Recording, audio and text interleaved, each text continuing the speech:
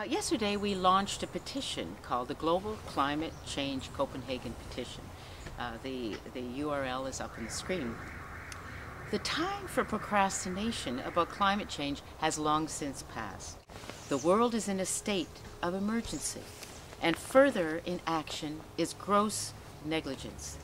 The actual anticipated impacts of climate change, as well as the unintended consequences of climate change, and the short-term and long-term effects that are known and yet to be known, have all contributed to the state of emergency. Any denial of the state of emergency is eclipsed by the moral imperative and legal obligation to abide by the precautionary principle and to respect the rights of future generations. Not only are many states negligent, but also even environmentalists and scientists, primarily from the industrial states, have been remiss in not demanding the legally binding frameworks and targets required to maintain the rise in temperature below 1 degree centigrade and to return to 278 parts per million pre-industrial. Inaction is not only gross negligence, but potentially criminal negligence. In Professor Bill Rees's recent paper entitled, "Is Canada Guilty of Criminal Negligence?" he cites the following related to the prerequisites for a case of criminal negligence.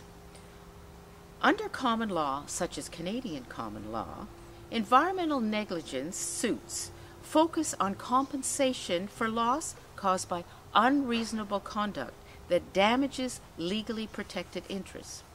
Unreasonable conduct means doing something that a prudent or a reasonable person would not do, or failing to do something that a reasonable person would do. The plaintiff must establish certain key elements of the tort case. In fact, an proximate cause, damages, legal duty, and breach of the standard of care. Note that fault may be found even in the case of unintended harm, if it stems from unreasonable conduct. The Criminal Code, Section 219, is even clearer that the lack of intent to harm is no defense if damage results from conscious acts performed in careless disregard for others.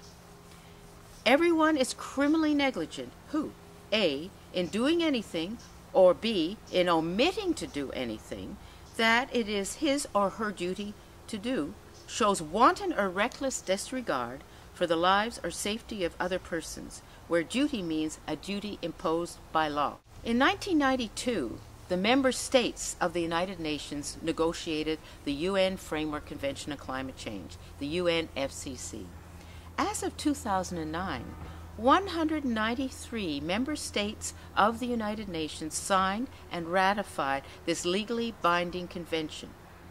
Under the convention, signatories incurred the obligation to reduce greenhouse gas emissions, to conserve carbon sinks, and to stabilize greenhouse gas concentrations in the atmosphere at a level that would prevent dangerous anthropogenic interference with the climate system. Most signatories have failed to discharge this obligation. They are potentially liable for a charge of criminal negligence. Under the petition, the first statement is that the state will urge other states to stabilize greenhouse gas concentrations in the atmosphere at a level that would prevent any further dangerous anthropogenic interference with the climate system.